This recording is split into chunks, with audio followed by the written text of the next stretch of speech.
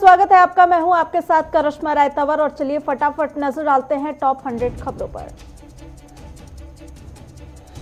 Singhu border पर तीनों कृषि कानूनों के खिलाफ किसानों का आंदोलन आज अपने 23वें दिन में प्रवेश कर गया और कई बार सरकार के साथ बातचीत में कोई रास्ता नहीं निकल पाया। किसान नेताओं ने आरोप लगाया है कि प्रदर्शनकारियों को रास्ते में रोका जा रहा है। साथ ही ये चेतावनी भी दी है कि अगर सरकार ने रोक टोक बंद नहीं की तो सारे रास्ते फिर से बंद कर दिए जाएंगे। किसान आंदोलन के मुद्दे पर सुप्रीम कोर्ट से कोई साफ आदेश नहीं आया। गुरुवार की सुनवाई में कोर्ट ने कहा कि किसानों को प्रदर्शन करने का हक है, लेकिन इससे किसी को दिक्कत नहीं होनी चाहिए। सुनवाई के दौरान बातचीत में से ही मसले का हल निकालने पर जोर रहा और मामले की अगली सुनवाई अब सुप्रीम कोर्ट की अवकाशकालीन पीठ करेगी। किसानों के आंदोलन के कारण दिल्ली के कई बॉर्डर बंद है। गाजीपुर बॉर्डर पर गाजियाबाद से दिल्ली जाने वाली लेन बंद है और इसी तरह सिंगू, औचड़ी, पीयू, मनियारी, साभाली और मंगेश बॉर्डर बंद है। कृषि मंत्री नरेंद्र सिंह तोमर ने किसानों के नाम 8 पन्नों का एक खुला पत्र लिखा। पीएम मोदी ने सभी देशवासियों से किसानों के नाम लिखे गए पत्र को पढ़ने की अपील की। किसान आंदोलन पर कांग्रेस नेता और पूर्व केंद्रीय मंत्री कपिल सिब्बल ने कहा कि यह मौका पीएम केयर्स दिखाने का है। कानून को सस्पेंड कर दीजिए और किसानों की देखभाल कीजिए, वह भी अपने हैं। किसानों के समर्थन में अब डीएमके और उसके सहयोगी दल आ गए हैं। आज चेन्नई में डीएमके और उसके सहयोगी दलों के नेता एक दिन की भूख हड़ताल करके किसानों का समर्थन कर रहे हैं। कृषि कानूनों पर जारी विरोध के बीच सरकार की ओर से किसानों से संवाद साधने की कोशिश हो रही है और इसी कड़ी में आज पीएम मोदी मध्य प्रदेश के किसानों को संबोधित करेंगे। शिवराज सरकार किसान सम्मेलन का आयोजन कर रही है, जिसके जरिए पीएम मोदी करीब 23,000 पंचायतों के किसानों को संबोधित करेंगे। कृषि कानून पर जारी घमासान को लेकर पीएम मोदी सीधे किसानों से सरकार का पक्ष रख सकते हैं। पीएम मोदी का संबोधन करीब 2 बजे होगा। किसान आंदोलन के बीच गुजरात के उप मुख्यमंत्री नितिन पटेल ने एक विवादित बयान दिया। नितिन पटेल ने कहा कि किसान आंदोलन में खालिस्तानी और पाकिस्तानी घुस आए हैं।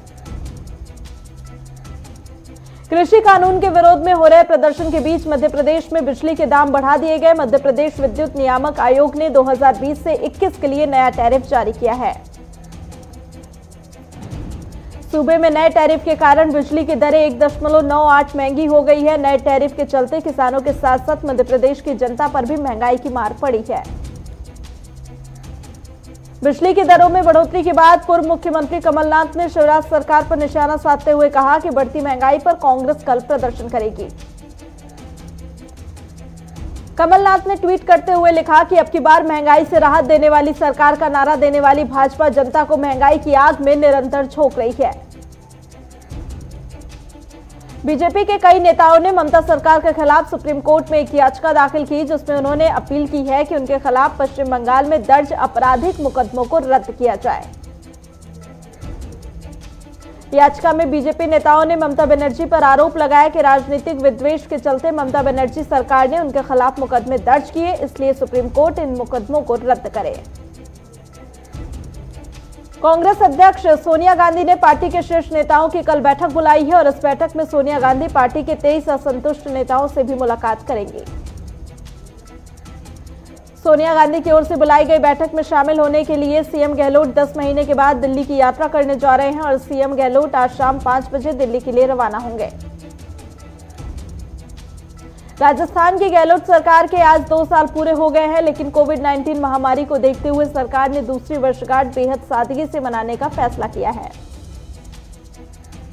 सीएम गहलोत ने निर्देश दिए हैं कि इस बार वर्षगांठ के कार्यक्रम वर्चुअल माध्यम से ही आयोजित किए जाएंगे और इस मौके पर कई योजनाएं एवं विकास कार्यों का लोकार्पण, शिलान्यास एवं शुभारंभ भी किया जाएगा। यूपी विधानसभा चुनाव से पहले राज्य में राजनीतिक हलचल तेज हो गई है। गुरुवार को सुहेलदेव भारतीय समाज पार्टी के अध्यक्ष ओम प्रकाश राजभर ने शिवपाल यादव से मुलाकात की। दोनों नेताओं के बीच करीब 1 घंटे बातचीत चली। बताया जा रहा है कि ओम प्रकाश राजभर भागीदारी संकल्प मोर्चा में शिवपाल को हिस्सा बनाने के लिए उनके पास मिलने पहुंचे थे। जेवर में बनने वाली एयरपोर्ट का नाम, लोगो और डिजाइन फाइनल हो गया है। इस एयरपोर्ट का नाम नोएडा इंटरनेशनल ग्रीनफील्ड एयरपोर्ट होगा, जबकि उड़ता हुआ सारस पक्षी को एयरपोर्ट का पहचान बनाया जाएगा। सीएम योगी ने इस एयरपोर्ट के नाम, लोगो और डिजाइन को मंजूरी देते हुए कहा कि यह विश्व के बेहतरीन हवाई अड्डों में से एक होगा और इस एयरपोर्ट को ग्लोबल ब्रांड के रूप में प्रस्तुत किया जाएगा। उत्तर प्रदेश के पूर्व मंत्री गायत्री प्रसाद प्रजापति के बेटे अनिल प्रजापति को गिरफ्तार कर लिया गया और अनिल प्रजापति पर जालसाजी, धोखाधड़ी समेत कई मुकदमे दर्ज हैं। देश भर में कोरोना संक्रमित की संख्या 99 लाख के पार हो गई, जबकि कोरोना मृतकों की संख्या 1,44,789 हो गई है। केंद्रीय स्वास्थ्य मंत्रालय के आंकड़ों के अनुसार पिछले 24 घंटे में 22,889 नए मामले सामने आए और वहीं पिछले 24 घंटे में 338 मरीजों की मौत हो गई। राजधानी में एक ही दिन में 90,000 कोरोना टेस्ट करके दिल्ली ने रिकॉर्ड बना लिया और ये अब तक का सबसे बड़ा आंकड़ा है जब किसी राज्य ने एक ही दिन में इतने अधिक टेस्ट किए। यही नहीं, कोरोना संक्रमण की जांच के लिए किए जाने वाले आरटी-पीसीआर टेस्ट भी पहली बार 49,000 के रिकॉर्ड स्तर पर पहुंचे हैं। दिल्ली में पिछले 24 घंटे में कोरोना के 1,363 नए केस सामने आए और इस दौरान 35 मरीजों की मौत हुई। दिल्ली एनसीआर के कुछ क्षेत्रों में बीती रात करीब 11:45 पर भूकंप के झटके महसूस किए गए और रिएक्टर स्केल पे भूकंप की तीव्रता 4.2 थी। राजधानी दिल्ली में जल्द ही बिना ड्राइवर की मेट्रो ट्रेन दौड़ती हुई नजर आएगी। प्रधानमंत्री नरेंद्र मोदी दिसंबर के आखिर में देश की पहली ड्राइवरलेस मेट्रो को हरी झंडी दिखा सकते हैं। दिल्ली में बगैर हाई सिक्योरिटी रजिस्ट्रेशन प्लेट और कलर कोडेड स्टिकर वाले वाहनों का करीब 11,000 रुपए का चालान काटा जा रहा है और एक नियम का उल्लंघन करने का जुर्माना 5,500 रुपए है। पहाड़ों पर हो रही जोरदार बर्फबारी से मैदानी इलाकों पर पाला पड़ रहा है। दिल्ली और इसके आसपास के इलाकों में बर्फीली हवाओं से पारा लुढ़ककर 3 डिग्री पहुंच गया है। हिमाचल प्रदेश में केलांग, मनाली और कल्पा में पिछले 24 घंटे में तापमान 0 से नीचे दर्ज किए जाने के साथ ही शीतलहर की स्थिति बनी हुई है। दिल्ली में आज सुबह का तापमान 3 डिग्री के आसपास दर्ज किया गया। दिल्ली में ये इस मौसम का सबसे कम तापमान था, जिसने पिछले 10 साल का रिकॉर्ड भी तोड़ दिया। इसी बीच मौसम विभाग ने राजधानी दिल्ली के लिए ऑरेंज अलर्ट जारी किया। मौसम विभाग के मुताबिक दिल्ली में आज दिन भर जबरदस्त ठंड रहेगी और शीतलहर भी चलने के अनुमान है। राजस्थान के पर्यटन स्थल माउंट आबू में पारा एक बार फिर से जमाव बिंदु से नीचे चला गया। माउंट आबू में न्यूनतम तापमान 0 से 1 डिग्री सेल्सियस नीचे दर्ज किया गया। हिमाचल प्रदेश में फरवरी 2021 तक प्रदेश में आम आदमी पार्टी के संगठन का पुनर्गठन होगा। नए पदाधिकारियों की तैनाती की जाएगी। जालंधर के आदमपुर में बन रहे फ्लाईओवर को 4 साल का समय हो गया है, लेकिन ये फ्लाईओवर लटका हुआ है, जिसको लेकर विधायक पवन कुमार टीनू ने एसडीएम को ज्ञापन सौंपा। बागपत में बुलाई गई सर्वखाप की पंचायत ने ऐलान करते हुए कहा कि 19 दिसंबर से दिल्ली यमुनेत्री हाईवे जाम करेंगे और पंचायत में कई खाप पंचायतों के मुखिया शामिल हुए। पटियाला के राजपुरा में भारी मात्रा में नकली सैनिटाइजर बनाने का सामान बरामद किया गया। पुलिस आगे की जांच कर रही है। मुजफ्फरनगर में डीएम ने गंगा घाट का निरीक्षण किया और कहा कि आगामी 10 दिनों में घाट का सौंदर्यीकरण कर कस्बे के लोगों को तोहफा दिया जाएगा। बस्ती में बिजली विभाग के जेई को एंटी करप्शन टीम ने 10,000 रुपए की रिश्वत लेते हुए रंगे हाथों पकड़ा और उसे जेल भेज दिया। रामपुर में कैबिनेट मंत्री मुख्तार अब्बास नकवी ने हुनर हाट का निरीक्षण किया और यह आयोजन 10 दिन तक चलेगा। जोधपुर पुलिस ने 8 क्विंटल अवैध डोडा पोस्ट के मामले में वांछित चल रहे अपराधी को गिरफ्तार कर लिया। बेंगलुरु में प्रदेश अध्यक्ष डीके शिवकुमार ने कांग्रेस कार्यकर्ताओं पर हुई फायरिंग पर आपत्ति जताई और कहा कि राज्य में राजनीतिक दुश्मनी हर दिन बढ़ती जा रही है।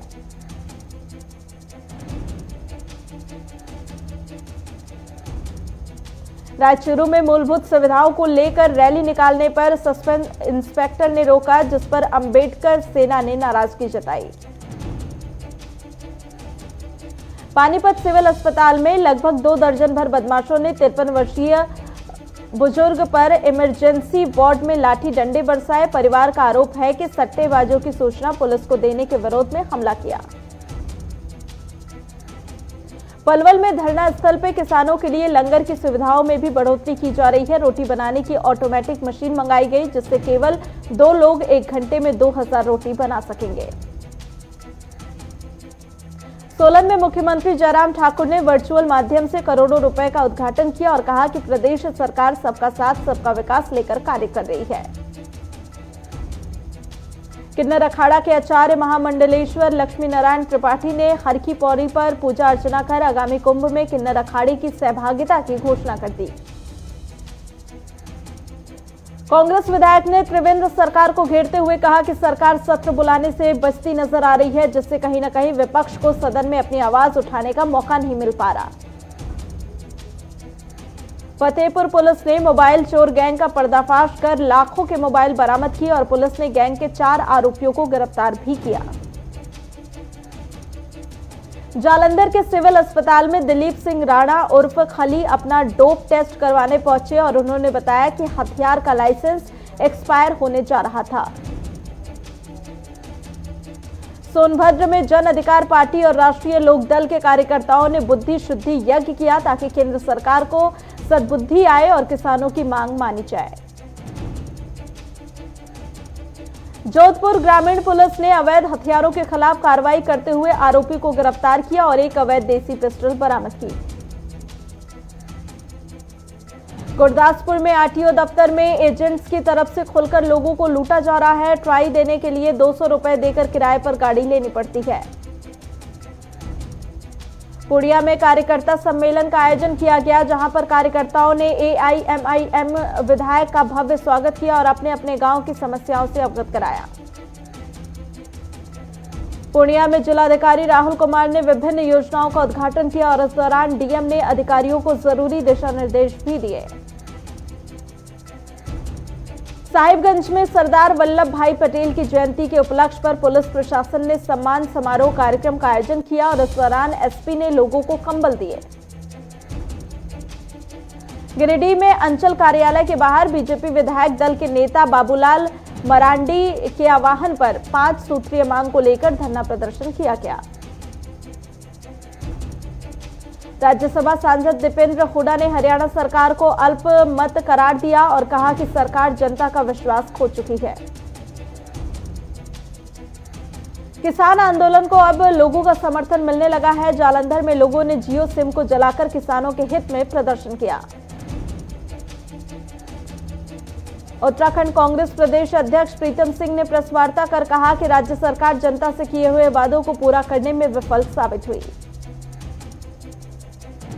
उत्तराखंड में घूमने जाने के लिए लोगों को स्मार्ट सिटी पोर्टल पर रजिस्ट्रेशन कराना अनिवार्य होगा। साथ ही प्रदेश में रैंडम कोरोना टेस्ट की व्यवस्था भी की जा रही है।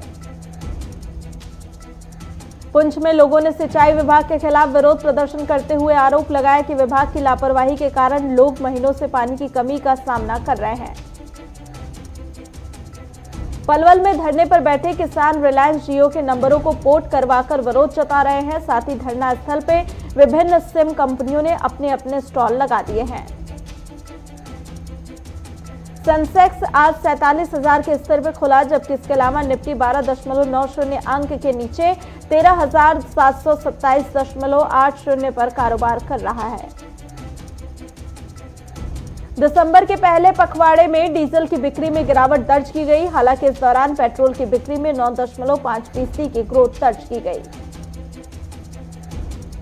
QSR सेगमेंट की कंपनी बर्गर किंग के आईपीओ को शानदार रिस्पांस मिले हैं, जिससे KFC, पिज्जा हट और टैको बेल जैसे टॉप बैंड वाली सफायर फूड्स काफी उत्साहित है। गूगल पर ऑनलाइन एड मार्केट से जोड़ तोड़ के लिए फेसबुक से साठगांठ करने का आरोप लगाया गया। गूगल ने एक ऐसा प्रोग्राम तैयार किया है जो चुपके से अपने एक्सचेंज को बिड में जिता देता था। टाटा मोटर्स ने बताया कि उसने और मार्को पोलो ने शेयर खरीदारी पर समझौता किया और इसको टाटा मोटर्स 100 करोड़ रुपए कैश में खरीदेगी। स्नैपडील ने क्यूआर डिजिटल भुगतान के लिए एनपीसीआई के साथ साझेदारी की। कंपनी ने कहा कि यह सुविधा उन ग्राहकों के लिए है जो खरीदारी करने से पहले भुगतान के लिए तैयार नहीं होते हैं। कोका कोला कंपनी के प्रवक्ता ने कहा कि महामारी के कारण कंपनी के ग्लोबल वर्क फोर्स के 2.6% कर्मचारियों पर असर पड़ेगा, जिसकी वजह से वो नौकरी में कटौती करने जा रहे हैं। फेसबुक के मैसेजिंग प्लेटफॉर्म ने अब खुलासा किया है कि व्हाट्सएप नए साल से पुराने ऑपरेटिंग सिस्टम पर चलने वाले स्मार्टफोन के लिए काम करना बंद कर देगा। म्यूचुअल फंड्स कंपनियों का कहना है कि फिनटेक कंपनियों के लिए म्यूचुअल फंडों से मुकाबला करना आसान नहीं होगा और उनके लिए ये मुकाबला बेहद कठिन होगा। पूर्वाकरा ग्रुप के हाउसिंग ब्रांड के विकास में निवेश करने के लिए आईएफसी और ईएएफ ने ग्रुप के साथ साझेदारी की। इनमें से 2 परियोजनाएं कोच्चि और बेंगलुरु के लिए प्लान की गई हैं। दुनिया भर में कोरोना संक्रमितों का आंकड़ा 7 करोड़ 49 लाख के पार पहुंच गया, जबकि कोरोना की चपेट में आने से 16,60,000 से ज्यादा लोगों की मौत हो चुकी है। ऑक्सफोर्ड यूनिवर्सिटी और एस्ट्राजेनेका कंपनी के कोरोना वैक्सीन कोविशील्ड के 2 फुल डोज बेहतर इम्यून रिस्पांस दे रहे हैं। पहले 1.5 डोज के नतीजों पर सवाल उठे थे। कोलंबिया में अगस्त के बाद एक दिन में सबसे ज्यादा संक्रमित लोग मिले, जिसके बाद हेल्थ मिनिस्ट्री के अफसरों ने लोगों से कहा है कि फेस्टिव सीजन में संयम बरतें, क्योंकि संक्रमण कम होने की बजाय तेजी से फैल रहा है। यूएन की रिपोर्ट में कहा गया कि स्वास्थ्य, शिक्षा और लाइफस्टाइल के मामले में पड़ोसी देश श्रीलंका और भूटान हमसे कहीं बेहतर है। वहीं महिलाओं की हालत सुधरने के लिए भारत की तारीफ की गई। अमेरिकी राष्ट्रपति ट्रंप ने अपने सहयोगियों से कहा कि बाइडेन की शपथ वाले दिन भी व्हाइट हाउस नहीं छोड़ूंगा। 20 जनवरी को प्रेसिडेंट इलेक्ट जो बाइडेन नए राष्ट्रपति के तौर पर शपथ लेंगे। ट्रंप का कार्यकाल समाप्त होने में थोड़े ही दिन बचे हैं। इसी बीच अमेरिका में सत्ता परिवर्तन के पूर्व वॉशिंगटन और मॉस्को के बीच नए हथियारों की होड़ को लेकर एक नई बहस खड़ी हो गई है। अमेरिका के राष्ट्रपति जो बाइडेन के साथ जॉर्जिया में एक अभियान में शामिल हुए आगामी सलाहकार को कोरोना हो गया। हालांकि बाइडेन का कोरोना टेस्ट नेगेटिव आया। पाकिस्तान के फेडरल यूनियन ऑफ जर्नलिस्ट ने इस्लामाबाद हाई कोर्ट से इंटरनेट मीडिया कानून 2020 को खत्म करने का अनुरोध किया। चीन ने कोरोना वायरस की उत्पत्ति का पता लगाने के लिए वैश्विक प्रयासों में डब्ल्यूएचओ की मदद करने को तैयार है और दुनिया में महामारी फैलने को लेकर चीन सवालों के घेरे में है। चीन के लिए हर तरफ से परेशानी बढ़ती जा रही है। ड्रैगन के लिए पूर्वी चीन सागर में जापान और उसकी नई मिसाइल परेशानी का सबब बनने वाला है। एनसीबी ने फिल्म निर्माता और निर्देशक करण जौहर को एक बार फिर से नोटिस भेजा। इसके अलावा उन्होंने पार्टी के वीडियो फुटेज और कई अन्य जानकारी भी मांगी है। कंगना ने एक बार फिर से दिलजीत से किसान बिल से जुड़ी समस्या पूछी। इस पर दिलजीत ने लिखा कि आप सभी मामलों के अधिकारी बनना बंद कीजिए। फोर्ब्स ने हाल ही में 2020 में सबसे ज्यादा कमाई करने वाले दुनिया के 100 सेलेब्स की लिस्ट जारी की और अक्षय कुमार इस लिस्ट के इकलौते भारतीय हैं और वो 52वें पायदान पे है। बिहार के मधुबनी में केबीसी में आई दीक्षा कुमारी 12,50,000 के सवाल का जवाब नहीं दे सकी, जिससे दीक्षा केबीसी से 6,40,000 रुपए जीत कर गई। उर्मिला मातोंडकर का हैक इंस्टाग्राम अकाउंट रिकवर हो गया है, जिसके बाद एक्ट्रेस उर्मिला ने मुंबई पुलिस को इंस्टाग्राम पर थैंक्स कहा। भारत और ऑस्ट्रेलिया के बीच एडिलेड ओवल में खेले जा रहे 4 टेस्ट सीरीज के पहले मैच के दूसरे दिन का खेल शुरू हो गया, जिसमें भारतीय टीम ने शुरुआती 4 ओवर में 3 विकेट गंवाए। बायर्न म्यूनिख के रॉबर्ट को फीफा ने 2020 का बेस्ट फुटबॉलर घोषित किया। पिछले साल के विनर लियोनेल मेसी और रोनाल्डो को पछाड़कर अवार्ड जीता। फेडरर ने कमाई में रोनाल्डो और मेसी को पीछे छोड़ा। पिछले साल में 94 करोड़ रुपए से ज्यादा कमाए, जिसकी list American business magazine Forbes ने हाल ही में जारी की। सर्बिया के बेलग्रेड में आयोजित रेसलिंग वर्ल्ड कप में अंशु मलिक ने सिल्वर मेडल अपने नाम किया। अंशु अकेली भारतीय पहलवान है जो मेडल जीत सकी हैं। इंडियन सुपर लीग के 7वें सीजन में खेले गए मैच में बेंगलुरु एफसी ने उड़ीसा एफसी को 2-1 से हराया और बेंगलुरु सीजन में सबसे ज्यादा गोल करने में टॉप पर है। तो इसी के साथ फिलहाल के लिए टॉप 100 खबरों में इतना ही, लेकिन देश और दुनिया की तमाम खबरों के लिए आप बने रहिए हमारे साथ।